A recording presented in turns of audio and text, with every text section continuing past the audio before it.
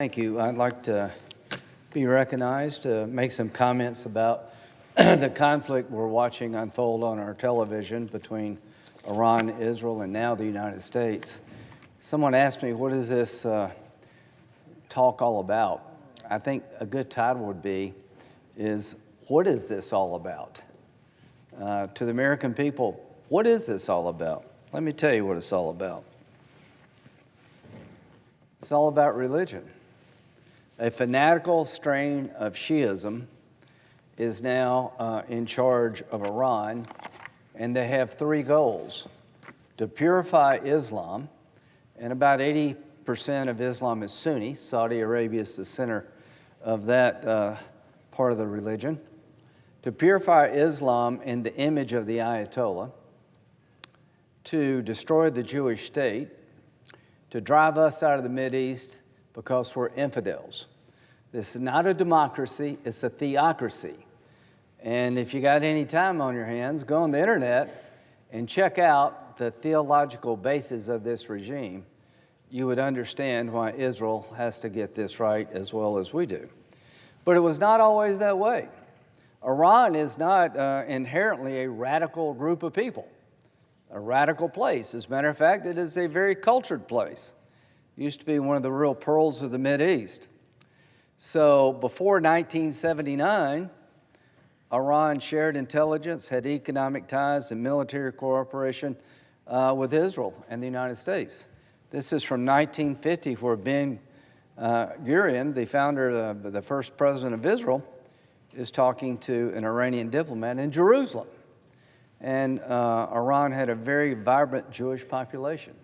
So it's not always been this way. So what happened?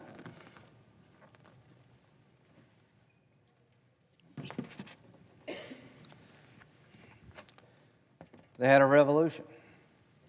In 1979 to 1981, there was an uprising in Iran that led to the installing of the Ayatollah as the leader of Iran, the first Ayatollah, Khomeini, and now we're on the second one, Khomeini.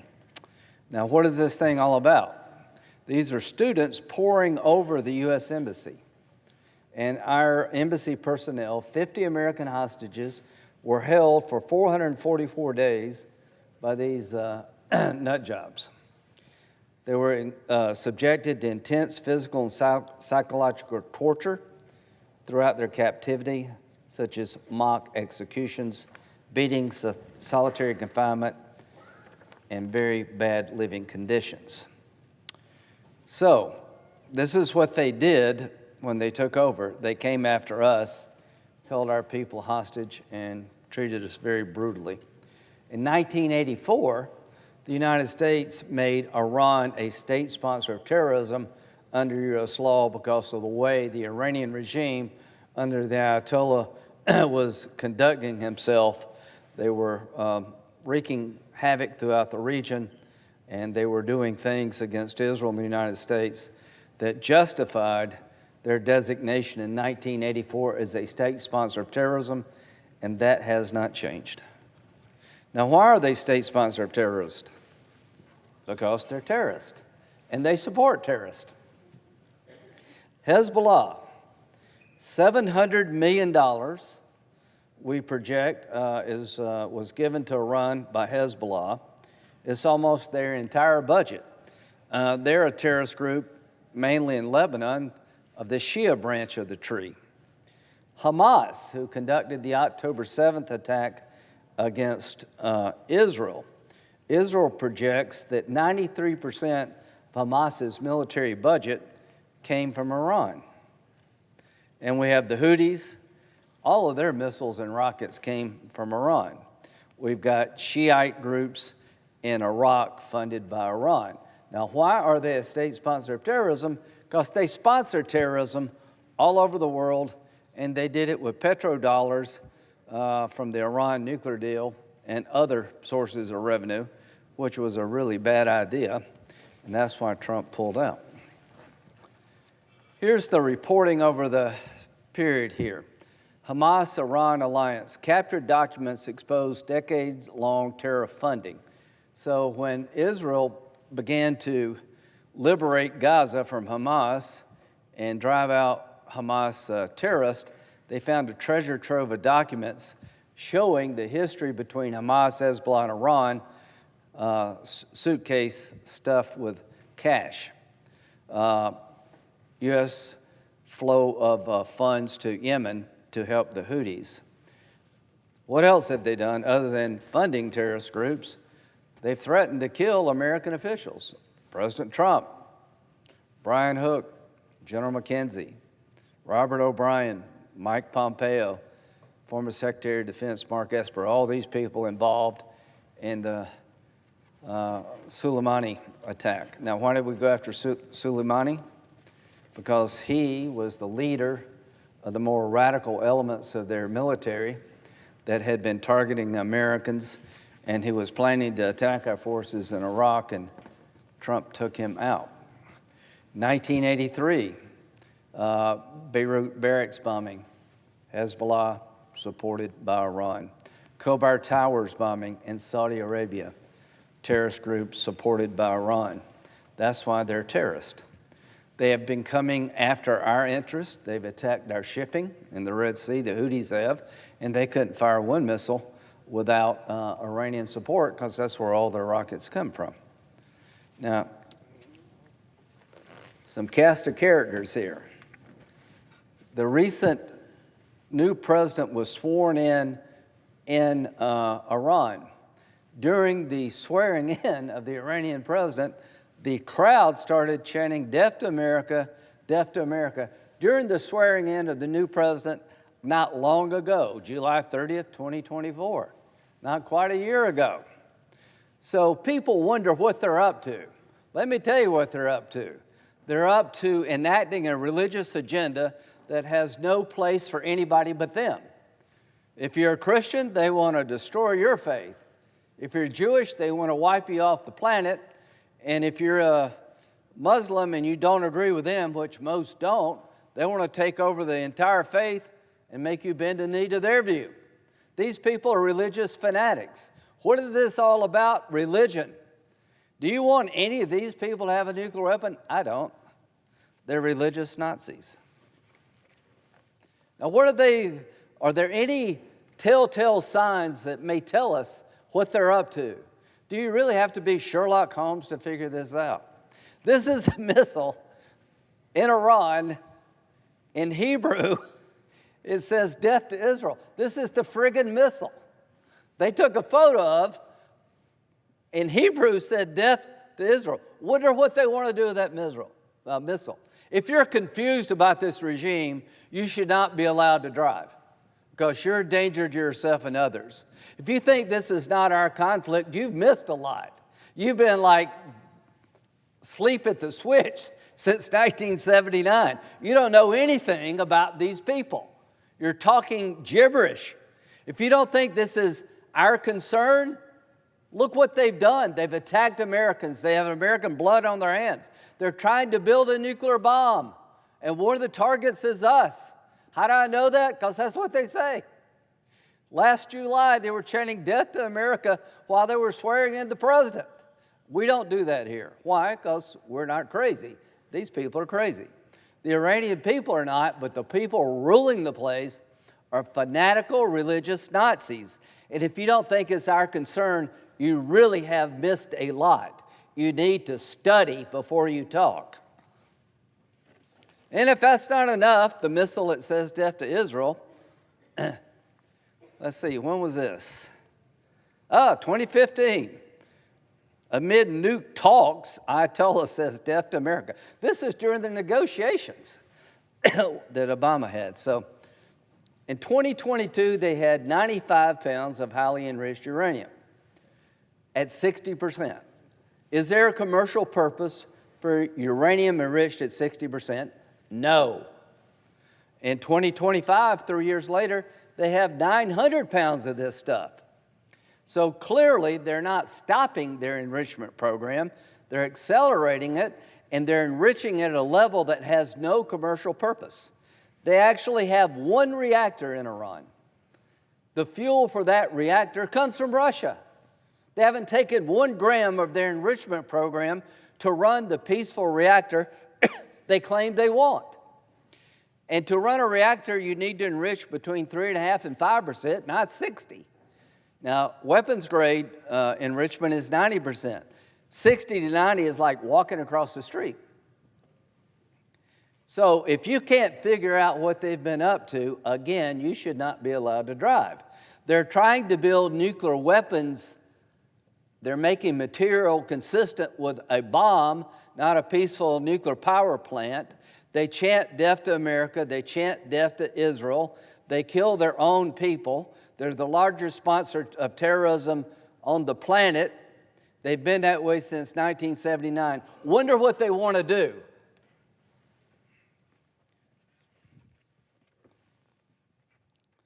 The Ayatollah's nuclear ambitions have been spread and said for decades now.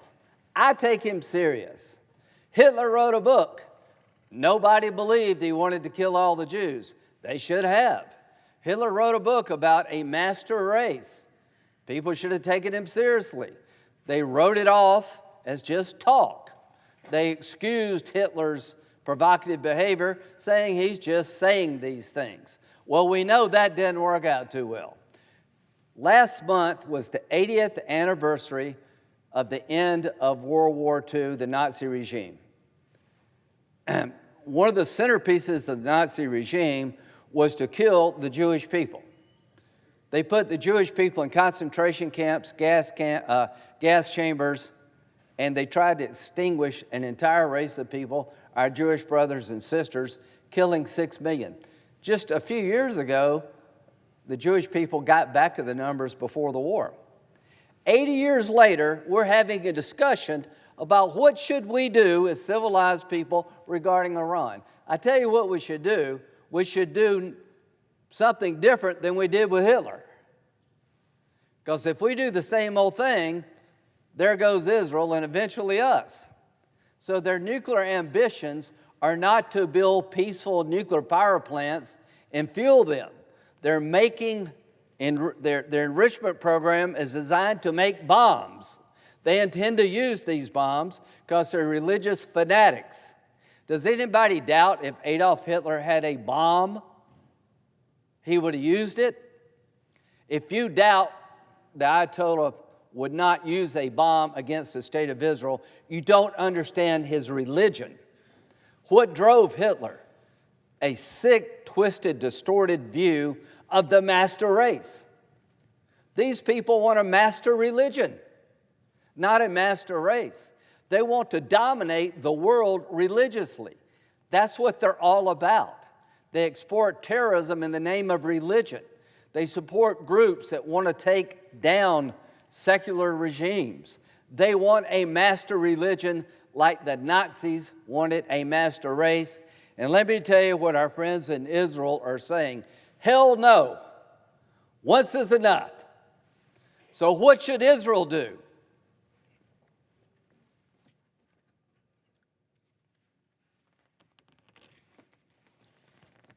Here's what Israel should do. They should fight back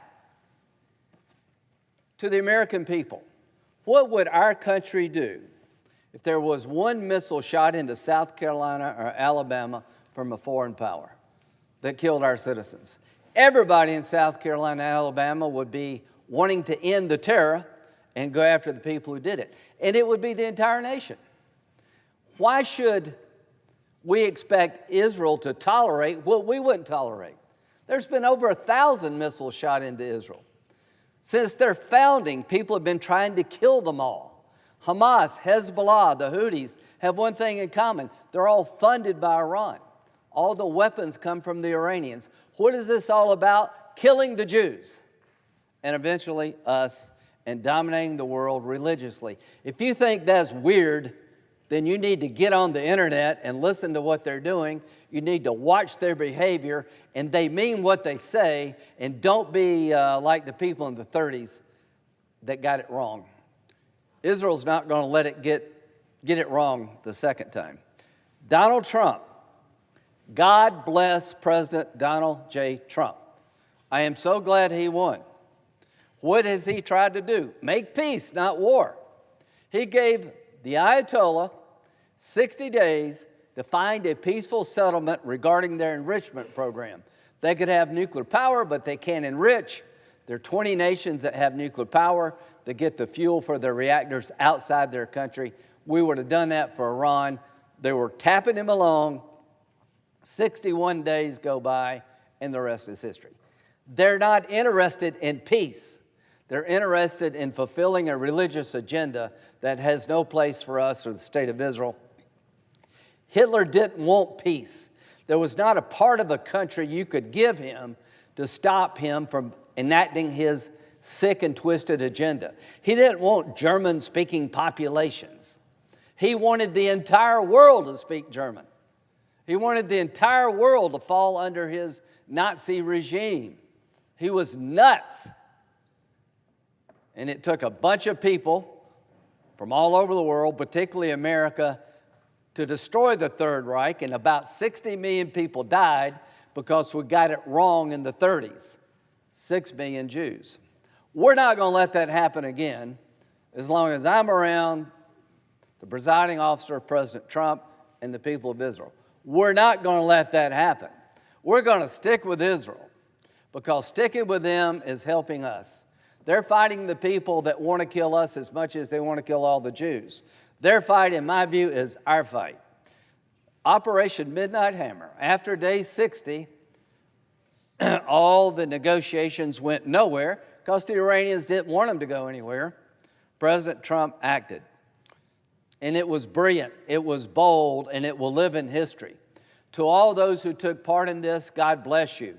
We have the finest military on earth. We proved that yet again. But you can have the best military if you don't have the right commander-in-chief, nothing happens. We got the right commander-in-chief married up with the strongest military in history, which will make us safer. We're not looking to take over Iran. We're not looking to invade Iran. We're looking to make sure that the fanatics who run Iran can't hurt us and can't destroy our friends in Israel. And President Trump did something about it. He sent B-2s to Guam, and everybody thought, well, what's that all about? Well, they missed the other B-2s that went to Iran and put a hurting on these 3 enrichment sites. To the pilots, to the air crews, to everybody involved, well done. I spent 30-something years in the Air Force, and I've never been more proud. Fly, fight, win. Now, what's next? They shot missiles at our air base in Qatar. The Iranians did today, about 16 or 19. One may have gotten through. I think they called us. But just remember what I said. They shot missiles at us today. They shot missiles at Israel last night. The strikes a couple of days ago were designed to shut down the enrichment facilities used to make this weapons-grade uranium. I think we're substantially successful. I've never been more proud of President Trump and our military, and I think we set back their nuclear program substantially. But here's what we didn't do. We didn't change their desire for a nuclear weapon. We changed the capability to make one. Here's my goal, is to have people in charge of Iran who don't want a nuclear weapon to destroy Israel, who will not be the largest state sponsor of terrorism, but live in peace with their neighbors and have a good relationship with the United States. That's what I want. And if you don't want that, there's something wrong with you. How do you get that? 2 ways. The religious fanatics reject their agenda. They change their behavior. Maybe that'll happen, I don't know. Or you change the people. And you replace the religious fanatics with people in Iran who do not want to destroy the world, who do not want to create a master religion, who want to live in peace.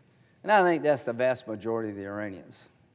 If we get this right, stick with Israel, stand up to this bully, this religious fanatical regime, let Israel do what they need to do, then I think peace is coming. The presiding officer and myself went to Saudi Arabia and Israel to talk about Saudi Arabia recognizing the Jewish state under certain conditions.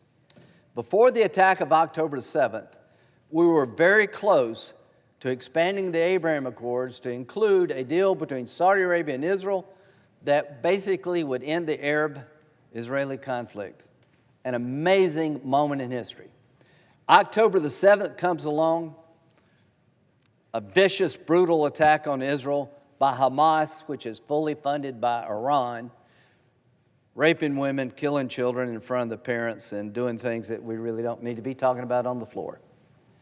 That was designed to stop reconciliation between Saudi Arabia and Israel, because for the Iranian fanatical regime, the worst nightmare is for the Arab world to make peace with Israel and move toward the light.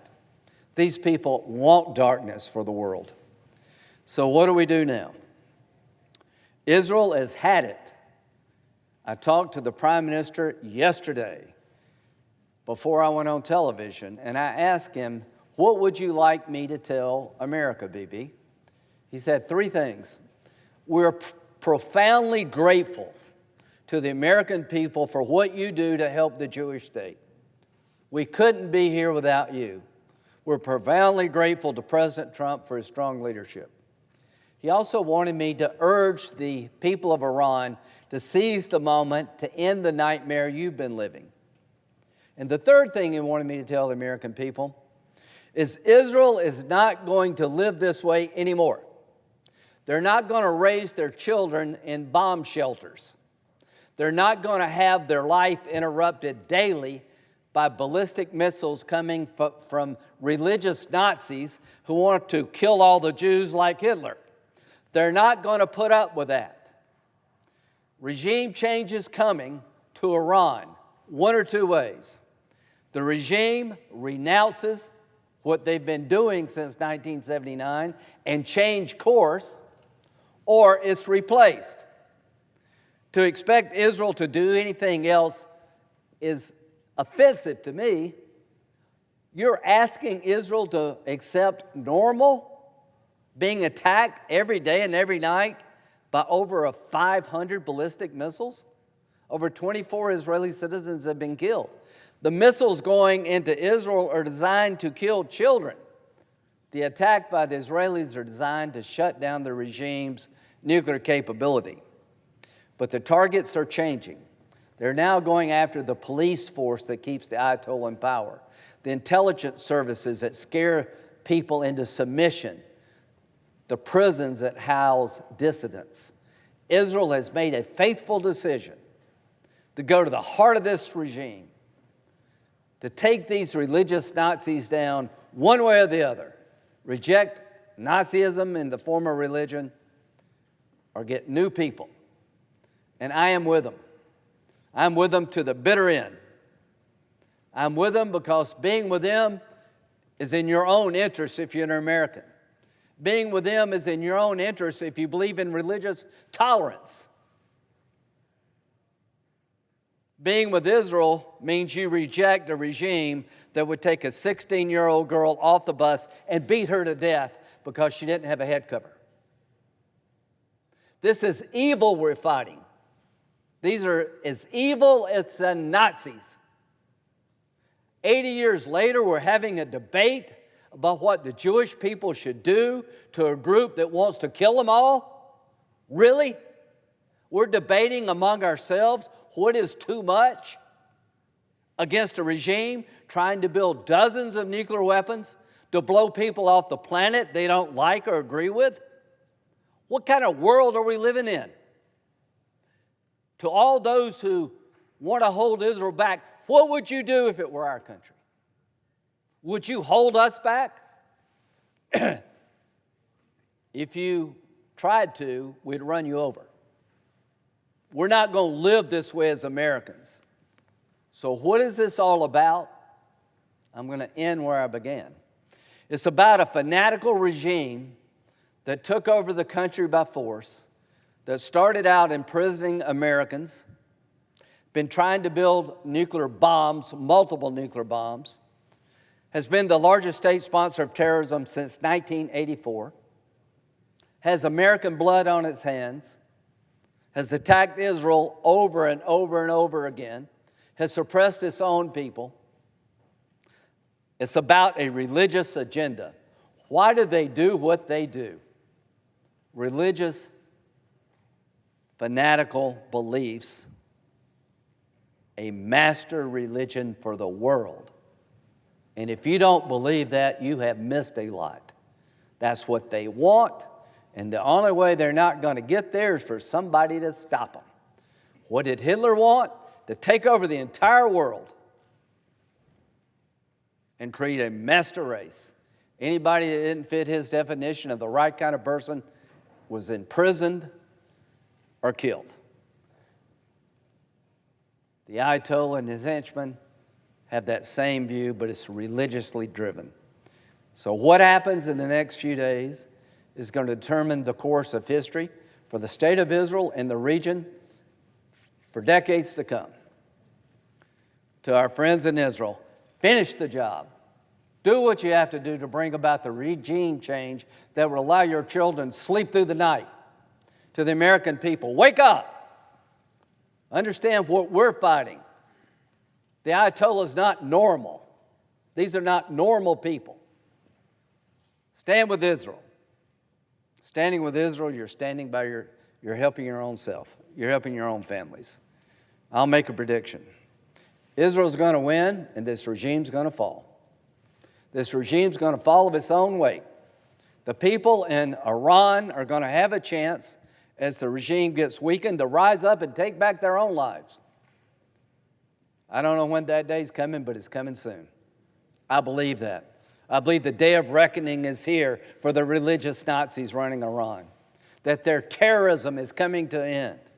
And it's going to be replaced by a region that moves together, where Sunnis and Shias and Israelis and all different groups, Christians, work together to build economies where all boats rise.